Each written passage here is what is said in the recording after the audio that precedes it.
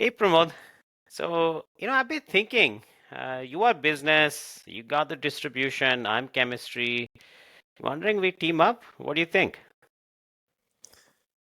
Yes, so I've known Shashank for a while now, so about 4 5 years now. And when I met him, he always seemed to be like the professor from Walter White from Breaking Bad. Like he's a mathematician. He always explains from first principles. And we've been thinking of partnering together, and we were just like, hey, should we get together? What should we do? Should we cook some maths, or should we do some podcast? And here we are, we finally kicking off our podcast. So I'm so happy to partner with Shashank on this, and we'll have a lot of fun. Excellent. All right, let's go. So let's do the pod. Maybe other stuff for later.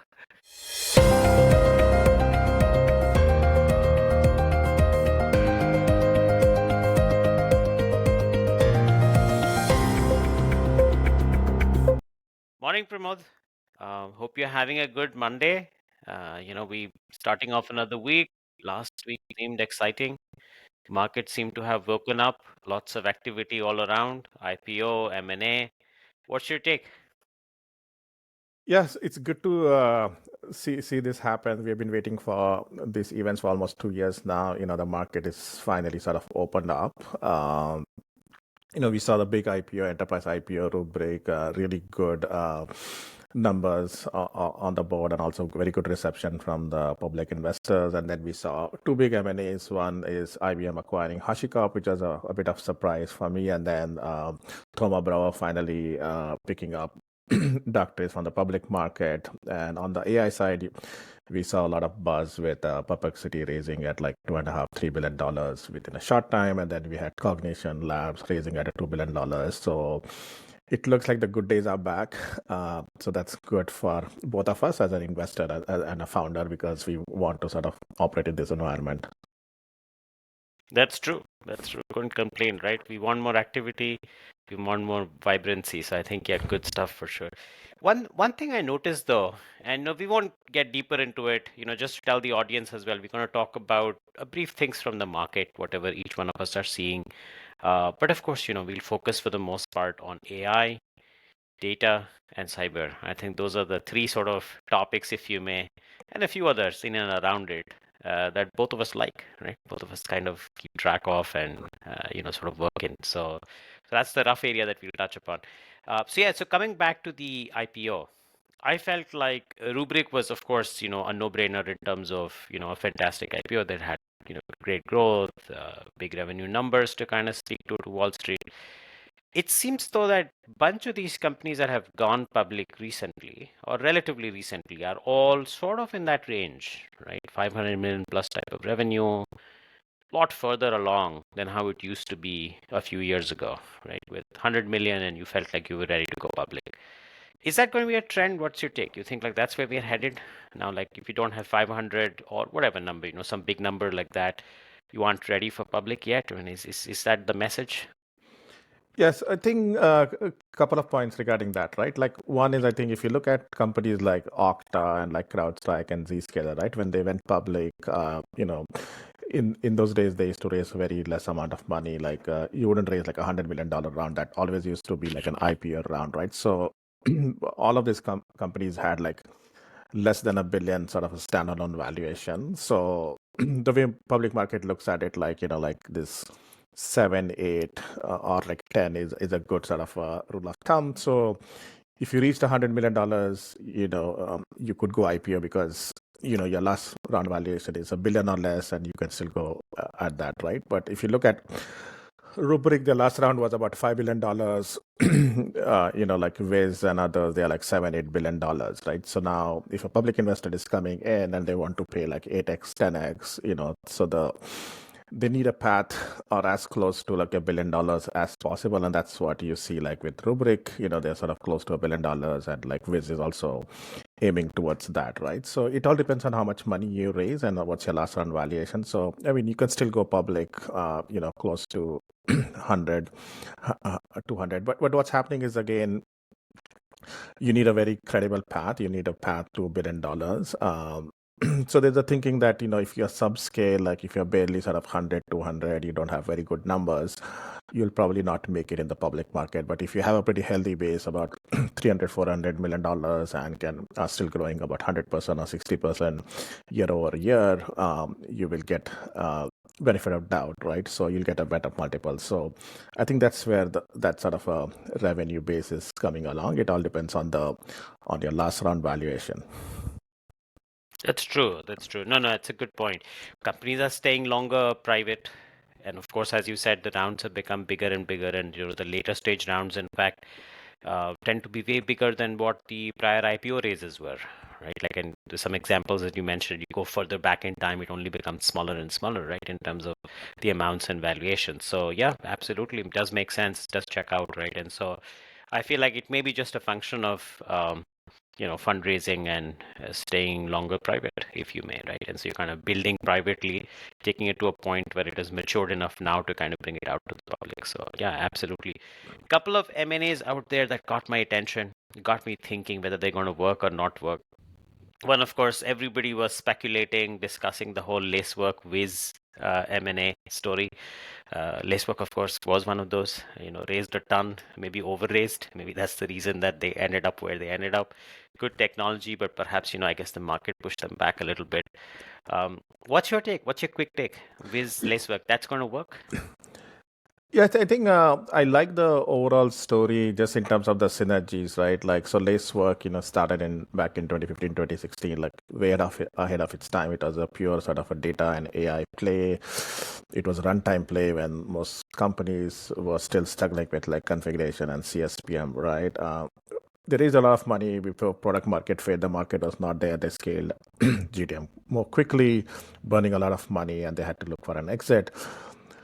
Which, on the other hand, pretty good brand. They have the day one solution, which is sort of a CNAP. I think of Lacework as more of a day two solution, like a runtime solution. So it's a pretty good fit in terms of the technology. And also, I think we chatted about it last time. Is I think Wiz might want to expand more in US, given like the some of the geopolitical conditions. So I think it's a good fit for Wiz if they can find really good engineers and good salespeople out here. So overall, I think it's a good fit. But I think on the flip side of it, it really shows the dark side of investing, right? They raised close to $2 billion and still they couldn't even make it, right? So, and there's a bunch of companies like that in cyber that have raised a lot of money. That some of the names come to my mind is like Aqua, Sysdig, Sneak, Netscope, right? So one starts wondering like if the outcomes are going to be similar or different. Yeah, so it's both. It's good for Wiz. It's good for employees, but it wasn't a good outcome for investors. And now you start wondering about some other companies that you thought would make it but are not going to make it. It's a good observation. I like a couple of things that you mentioned. It kind of resonates with me quite a bit as a founder, right? So, and just, both of us have spent enough time in Silicon Valley. So I guess we've seen all this play out sort of over and over again in some ways. One part that I really like is when you said day one, day two, you made that kind of demarcation, a soft demarcation, saying some products are here and now that can be sold right away and you can monetize them. And then, of course, once you have, and once you means, I mean, the user has a certain level of maturity in whatever that is, AI, cyber, data, whatever you are, trying to build, then there is a need for day two solutions, more advanced solutions. And I think that it's important in terms of execution. Which one do you pick? Are you a day one solution or a day two solution? So I kind of like that, sort of demarcation, if you may. And the other part that you mentioned is absolutely true. I mean, I almost think as a founder is that, raising at some level is intoxicating, especially if you can start raising at a higher valuation sooner. But, you have to be careful. You don't want to get addicted and let that take it over, right? Like the whole sort of strategy then gets decided by how much you've raised and what the expectation you've set for yourself and everybody else. So that's true. There's a lot to that. And then last but not the least, I must acknowledge, I mean, I'm a big fan of Wiz, just like Rubrik. I think both good execution engines, all said and done. They've been very focused, very fast, and also I think good in sort of executing to promise. There are a lot of companies that promise a lot. They don't really kind of deliver to it. Of course, these both companies also are seeing and will continue to see their ups and downs, but I think for the most part they've stayed focused, at least in my opinion. I feel like the execution has been strong, so maybe kudos to them. It's a good work there. So I'm going to flip over. We'll of course come back again next edition. We'll discuss some more of the markets at depth. We'll perhaps also discuss memes, perhaps. And of course, those who don't know, Pramod's got the best memes in town. So find him online and go enjoy them. But now bringing it back to the other topics that I do want to touch upon, AI. AI, of course, has been the flavor of the day, the month, the season, and maybe the last whole year, with all kinds of sort of excitement. Ever since ChatGPT came around, I think like there has been enough and more buzz, and the buzz only seems to be growing. And there's of course an AI model that is popping up every hour, I think, or maybe every few minutes. Um, what I wanted to ask and touch upon, because I've been mulling over this quite a bit. You think AGI is coming? AGI is around the corner? Yeah, it depends on how you define AGI, right? So I like to, draw parallels to humans, right? Like how humans learn, right? So we study like, K-12, and then we do undergrad and graduate. Initially, it's sort of very generic education, like language arts and math and science, and then we become specialized. We became engineers, someone else becomes lawyer or a doctor, right? So I think of LLMs similar to that. There are two parts of it, like, one is, as you're studying, you're developing some knowledge base. So if you study medicine, you're reading a lot about medicine and you're becoming an expert in medicines and diseases, right? And then the second part of it's reasoning. It's like when you see particular symptoms, like how do you make a decision, right? So if you define AGI in those two buckets, right, knowledge versus reasoning, in terms of Mm-hmm. knowledge, we are already there, right? So the amount of knowledge that an LLM can have today is like, no humans can actually beat it. It's like beyond AGI right now. Like, the same LLM can tell you Shakespeare's play, but can tell you about law, can tell you about medicine, can tell you the code and everything, right? So it's beyond AGI, right? I think the real debate right now is on the reasoning side, like are LLMs there, right? It is sort of getting there. It's I think the good thing is, you're sort of moving towards more sort of an autonomous, where you want LLMs to sort of evaluate themselves, make decision themselves, like self-correct themselves, right? So that's where you're sort of moving towards reasoning, but we're still not there right now, right? So and it's a combination of this training versus learning, right? So if you keep on training LLMs, they'll never get to AGI, which is the reasoning part of it. Is to how can it make decision based on some parameters it has never seen before, and then there's a Mm-hmm. learning part where we train it to learn. And I think it's okay if it makes mistake, because humans also make mistakes, right? But Of I course. I think that's where we are still not there. I think we will get there. And the other part of the debate is, can this be done like standalone in a sandbox versus in practice, right? So the nuance here is, you can train an LLM to have like a lot of knowledge, and you can test it out and everything. On the reasoning Mm-hmm. side, we might never be able to test it out. Like we have to just like deploy these agents and start having them make decisions. And eventually in a few years, we'll get to that AGI kind of a state. The debate is, are we ready for something like that? Are we ready to sort of take a risk that, we are putting these agents, we are letting them learn? Very similar to what we do with humans, unfortunately. But are we ready to take a risk that, right? And I think whether we reach AGI in a few years or it takes like 10, 20 years will really depend on our propensity to take risks, to put these agents in production, in the field out there, and deal with whatever it brings to us. It's true. Yeah, that's true. Um, Again, sort of good segmentation. I've been thinking about it. I had a very, long discussion on this with multiple researchers also in this space, because of course, as in our own work, we are very excited about bringing intelligence to real life, if you may, right, for the lack of better words. And I think the divide is that you have knowledge, you have basically information, a lot of information, and can you process that at scale and can you bring it quickly? And yes, certainly that's already proven. A lot of it is already happening, and more of that will happen. And you're 100% right. It surpassed probably the smartest person out there, right? Like, so that's absolutely true.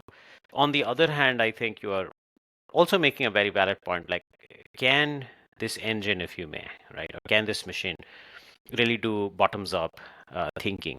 Can it reason, right? Can it be given some very simple sort of axioms and rules and can build a whole, thesis and a whole sort of way of life, if you may, around it, right? Can make decisions, can, figure out what's right or wrong, what's appropriate, what's going to be the best reward, like kind of, sort of self-decide their reward function, right? Like if you Yep. think about it, right? So that's true. And I think we haven't seen much of that. I mean, there was a whole talk about, neural modeling, expert systems, and all that happened, over a period of time. Then it kind of like most research became a little less attractive because I think we were hitting the wall. Um, and then now I think that's back up again in the context of AGI. So yeah, I'm very much on that plane. I also feel that I think if you start thinking about it, as you were making this sort of analogy, as humans, we all learn the basic same stuff, K-12, then we kind of start specializing, right? And as we specialize in the years we spend, we get better and better at something, particular domain, just like we become a better surgeon, better software engineer, better lawyer, better whatever, right? Like it's basically a skill set that we kind of start building our reasoning, thinking, machine around as a human being. And so I think like I also wonder whether there is a sort of a tussle, if you may, between AGI, and what I mean by AGI is with the emphasis on G, generalized, versus what you could call specialized or ASI, right? Like specialized intelligence. And my personal bet is that I think we're going to see ASI sooner. We've seen some inklings of that, if you may, if you want to stretch that definition in a very contained, small set rule environment. Like you could claim, hey, the chess playing engine, which can, move with a certain set of rules and go only 64 different places, is certainly very smart. And, most AI chess engines now are smarter than the best of the chess players, right? They really give them run for their money. Um, but can that be expanded out to broader domains? Can we have more specialized intelligence like that? Like, can we create an expert lawyer? Can we create an expert surgeon? I think we probably will, right? Like those narrow domain ones would probably start coming, and I think we will start seeing in some domains, maybe not in all types of domains, come through. That's my sort of thesis, and we might see that sooner rather than AGI. Of course, AGI is what is more romantic, if you may, right? Because it has a semblance of creating a human. In fact, online, I saw this little discussion which I could associate with that creation of AGI at some level has that same level of romanticism, the same level of, I guess, excitement as almost having found God. Right, for a lot of people, like, hey, I found the superpower, I found God, right? And which is what has manifested in terms of superhuman beings, or the X factor in people, or the sixth sense, or whatever you want to call it, right? Like everything beyond the normal human. And I think the creation of that in a machine has that same level of enigma, mysticism, if you may. So I think that's why everybody's a little thrilled about AGI.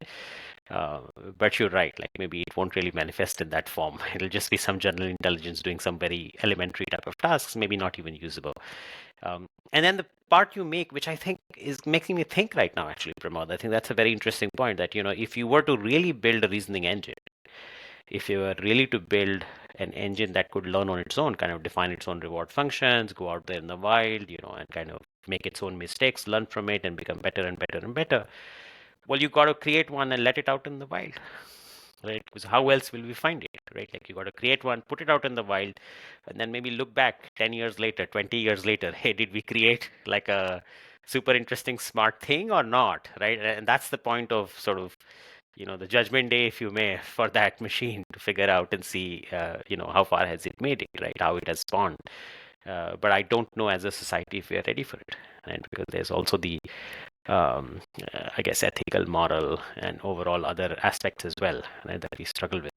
Yeah. I would argue, though, I think like, there is enough of that conflict in humans today. So why fear? If you really want to take a chance, give it a try, right? It can't get any worse than, the complexity we have created is a few billion of us on the planet already, right? So maybe it'll be just a little speck in that whole entropy, right? And nothing more than that. Yeah. Yeah, so I think that's sort of a good way though, but I like it. I like the school of thought. You got me thinking there. I've got to like build up some more of this thesis. Maybe I go hunting some as well. So moving on to cyber, I think like we said, there are three topics close to our heart, and we'll be doing a lot of talking about all three of them. What's the hot take in cyber? What do you think is like the most interesting thing? RSA is also around the corner, against San Francisco will be full of people from outside San Fran, and you'll see a lot more, gatherings and partings and community, stuff like that going on. But what are we going to hear? What would every booth claim, or where is the noise? Is it still AI? Is it something else? What's your take? What are you thinking? What are you sensing? Yeah, I think the AI will be like center spot like this time, right? I would say like if you don't hear AI in any of those booths, you would feel like, you know, are these people even like relevant, right? So I think the AI is going to be like big, during this RSA. I'm really excited to like go in and look at some of the demos actually in practice to see if there's like real AI or this like AI washing. So that's interesting for me. Yeah, overall, I think the funding environment still is pretty robust in cyber. You will see a lot of big booths and big parties and like a lot of hustle bustle. So I'm really looking forward to like a pretty busy RSA. It will be probably one of the best in recent times. Uh, yeah. Yeah, I think so too. And you're right. I think AI is going to be everywhere, but also it'll be interesting to see what's real versus, sort of there, or just sort of AI washing, as you mentioned. So that's true. Now, of course, apart from that, we're also seeing that there is a sort of going back to the debate of the good old problem around how do we do, security operations.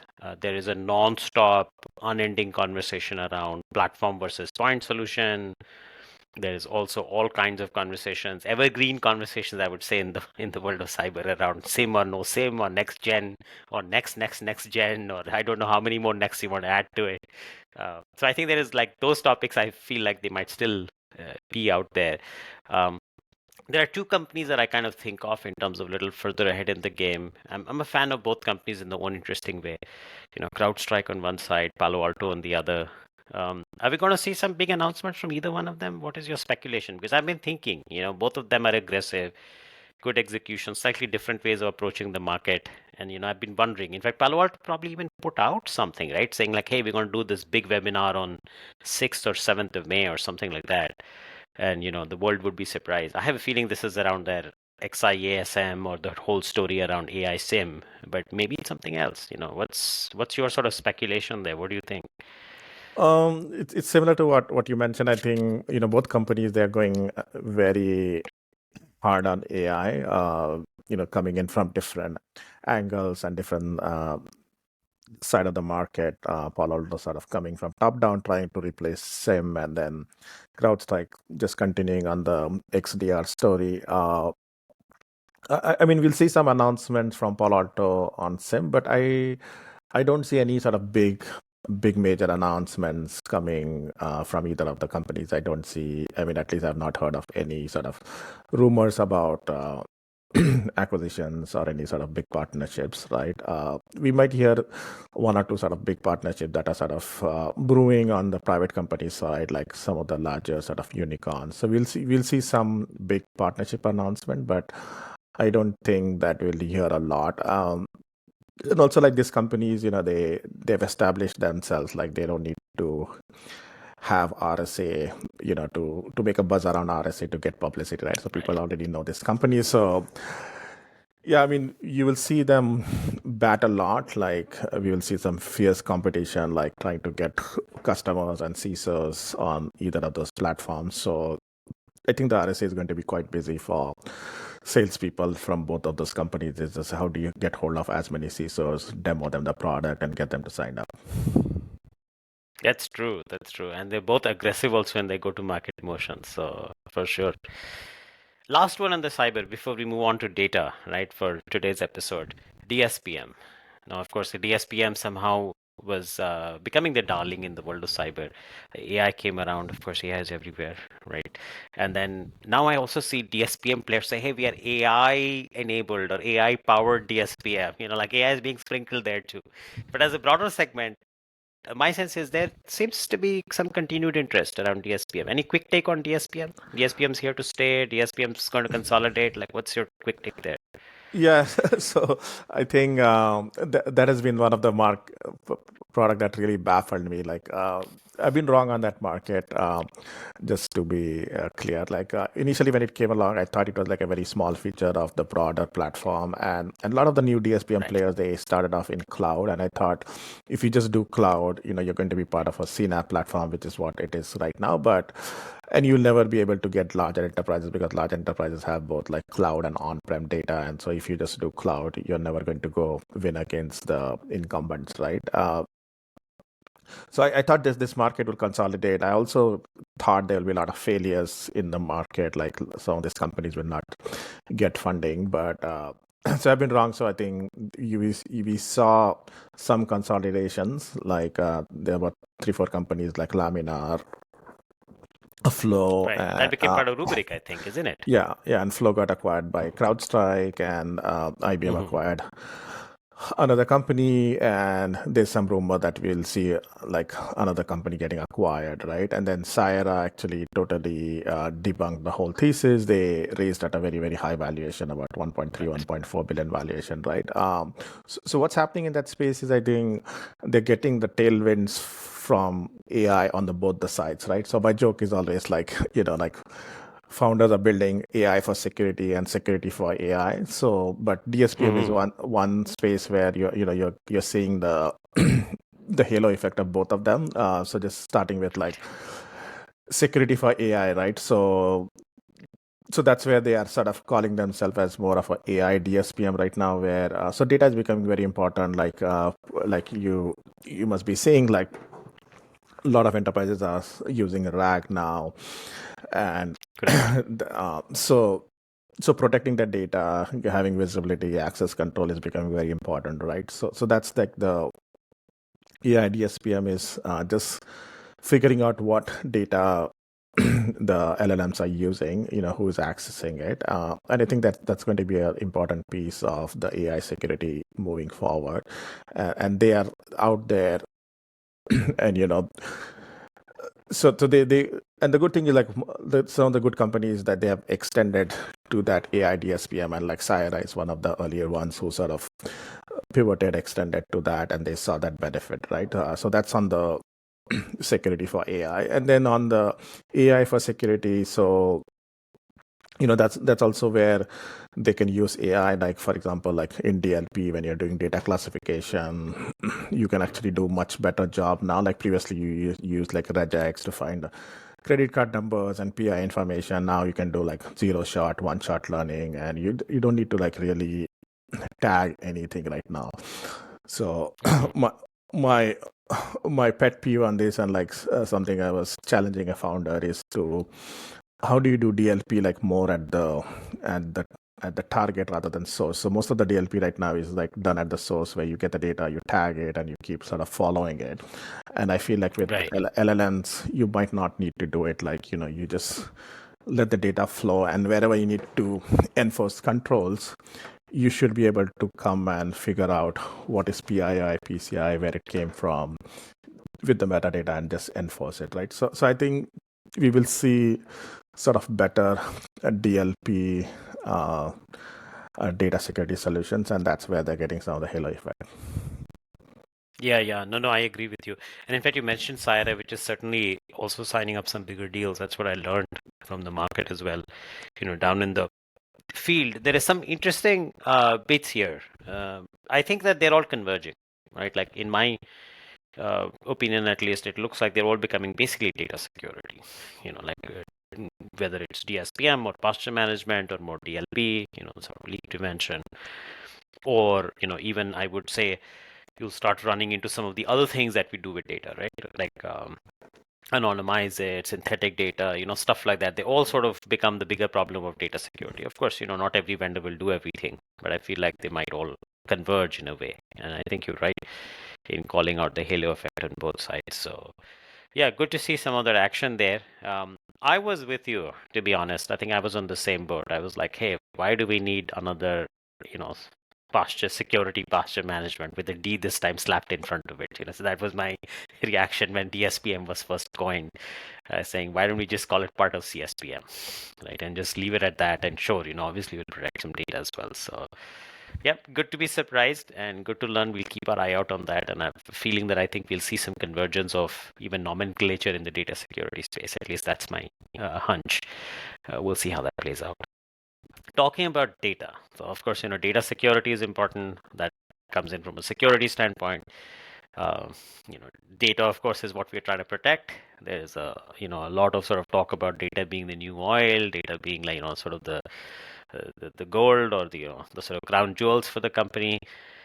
In the world of AI and even beyond that, is data playing a bigger role? Like, what's your hunch? I've been trying to think around this. And the reason I bring this up is we saw this whole tussle between OpenAI and Google for a little bit. Both wanted to be the first to market, if you may, or at least be the primary one from an LLM standpoint. Today, now we see Perplexity AI sort of jump in and sort of trying to challenge that whole search, dimension in a way, right? They're saying, hey, there's a better alternative to traditional Google search. Kind of what Google did to its own, incumbents at one point in time, the Alta Vistas of the world, which I'm sure the world has forgotten. But I feel like at the end of it, a lot of this is around data. And I think there is this lot of thought that, hey, if Google is one company, or Meta for that matter is another one, that's sitting on, lots and lots of pertinent data. And, that is what is going to give them the competitive advantage. What's your sort of highest level take? Is that going to pan out to be true? Is that data is where we will see the differentiation?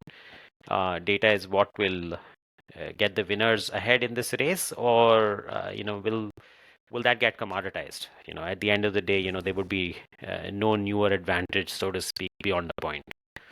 What's Yeah. your sort of, I know this is speculative. I've also been thinking, I don't think I have a clear direction either, and there are debates on both sides for and against it. But where's your head at the moment? How are you thinking about it? Yeah, it's an interesting debate, right? So if you look at what has happened so far, like OpenAI, I always say that, they got hold of a lot of data when nobody was watching, Right.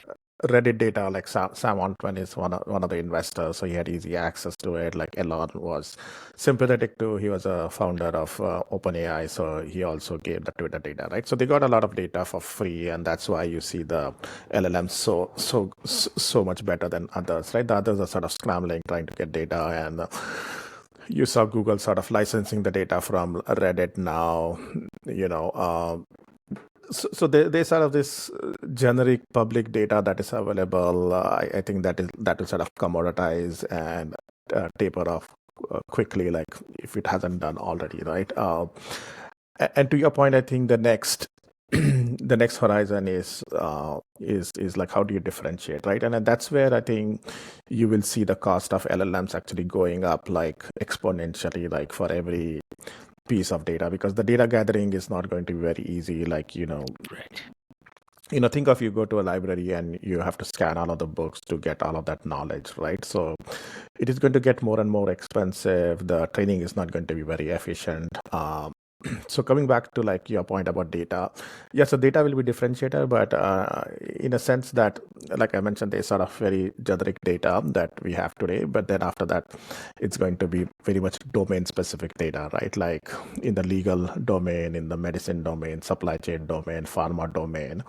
And how do you actually get that data? And some of that data actually is sitting in like emails and like binders and all of that stuff, That's true. right? And you will see a sort of a race to get hold of that data, to license that data, and that's where it's going to become more and more expensive. Like, A is licensing fees, then the second is sort of labeling and training and all of that stuff. I think the question is really like, do you see these large companies sort of getting into that, or will we see sort of small companies, sort of domain specific SaaS companies sort of doing that? Regardless, I do feel like it is going to get very expensive, and anyone who has access to data, and also the data is like not just access to data, but like access to like very high quality, clean data is going to be a differentiator. Agreed. No, that's true. So what we are, I guess, agreeing on is there will be some advantage, but it's not going to be, 1:1. It'll have to be different types of data, specialized data. It'll have to be data quality, and it'll have to, of course, be acquired at a, in a sort of cost-effective manner. So yeah, I'm totally sort of on the same page. In fact, I want to mention a couple of things that I've been thinking about. One is, Jan LeCun talks about the fact that text data is just a very small part of the data out there in the universe. There's plenty of, video, audio data as well, image, all of the forms. And when we ingest all of that in, like, for example, like, let's say CT scan outputs, which is sitting in some images, if you may, right? Like that gets also ingested. Well, then the robo doctor, if you may, or the robo surgeon or the robo scanner would get a bit more smarter than just the text descriptions of what the scan is talking about. So I think we'll see a lot of that as well. Like different media types, different form factors, etc.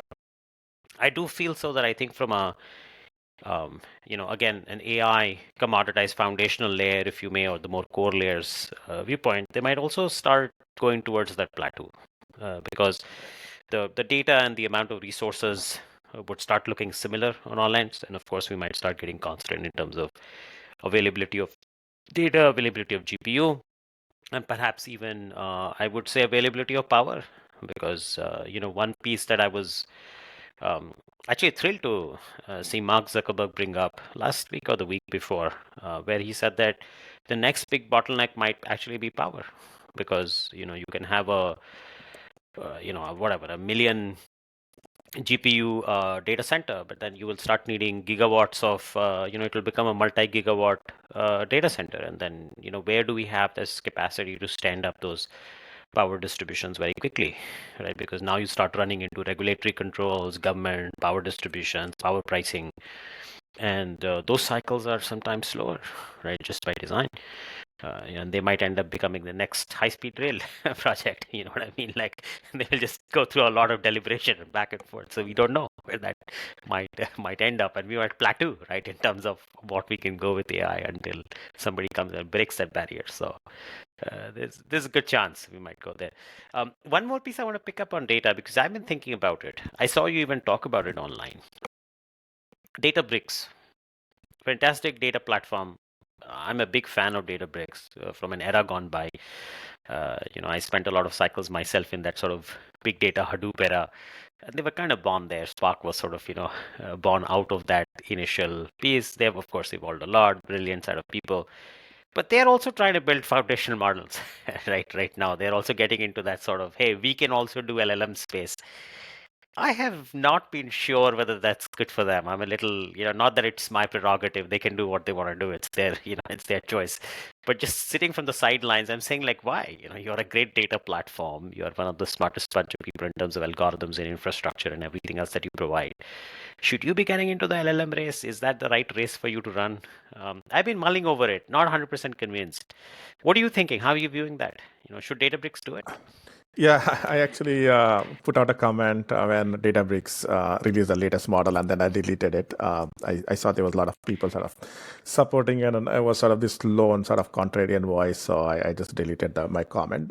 So I'm with you. Like, I don't think they should be doing it at all because, to me, this is going to be like an artisan play, like the LLMs, right? You have people from like Anthropic and OpenAI and like Mistral, right?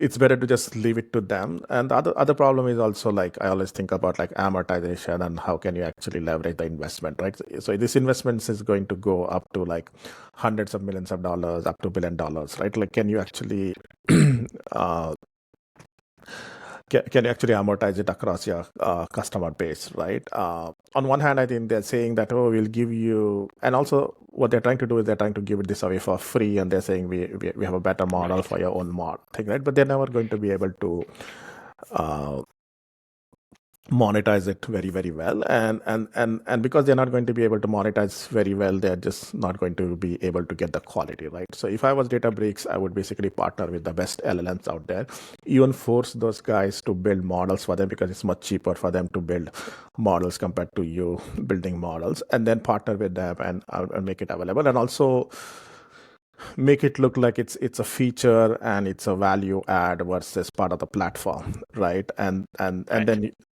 And then also like focus on the platform and build a platform ready for the LLMs, right? Like if you do everything together, you're going to miss where the value is. I think that's where the problem is right now is, where is the value? The value is in the data or in the LLMs. And if you're giving LLMs for free, that's really not a value. Like you need to add additional value to it. Same thing with Snowflake. Also, they released a model. I don't think Right. That's true. that's the right thing for them to do. I think sooner or later they'll realize it. I think initially, I think they were just trying to do a land grab, saying, "Hey, we are the best partner for you to do LLMs. Look, we have an LLM model ourselves." So I feel like it's more of a marketing, and Databricks spent like $1 billion acquiring Mosaic just for that marketing rights. Correct. Correct. I think so too. And I think I can see why they're doing it. They're a large company, doing well, and they want to be relevant, right? In this new Yeah. movement, they want to say, hey, we've got to play as well. We've got a horse in the race. Excellent, super. Well, like I said earlier, we have infinite amount of topics to discuss in AI, cyber, data, and everything else. Um, I'm going to tell the listeners, we'll keep this a shorter episode. We might actually wrap up very soon for this one. We wanted to get started. I'm glad we're here. And we don't have a specific, I guess, cadence defined yet. So we'll try and bring one out as much as both our schedules allows. We'll keep bringing one out often enough. But do chime in. Do tell us what you want to hear from us. Both of us have our own sort of online presence. Some of you have heard us speak about various topics, but usually these three are the ones that we sort of like quite a bit. But yeah, if there's a specific thing you want us to discuss, or a specific bit that you want us to double down on or pick up, happy to take a look. If we have an opinion or we have something meaningful to say, I'm sure we'll be happy to bring that in. Pramod, any specific things you want to tell the audience before we wrap up this episode one? Give Yeah, your I two think cents in here. Yeah, so this is just a start. This is the first episode. We are just experimenting. So I think we'll make it more structured. We'll make it more fun. We'll make it more variable, and also we'll bring in some guests along the way so that we can add sort of a different dimensionality to the conversation. That's true. Yeah, absolutely. And so also, if you have recommendations for guests, bring that on. We have our both of us have a wide network of folks here in Silicon Valley. We certainly want to bring some of them on board. From both sides, investors, founders, builders, company execs, get their 2 cents. But if there are specific people you want to hear, chime in on that as well. We'll try and bring them on if we can. Okay, super. So we'll wrap up with that. Thank you, Pramod. Super fun. Super thrilled to be here. I think we finally got started. So there we are.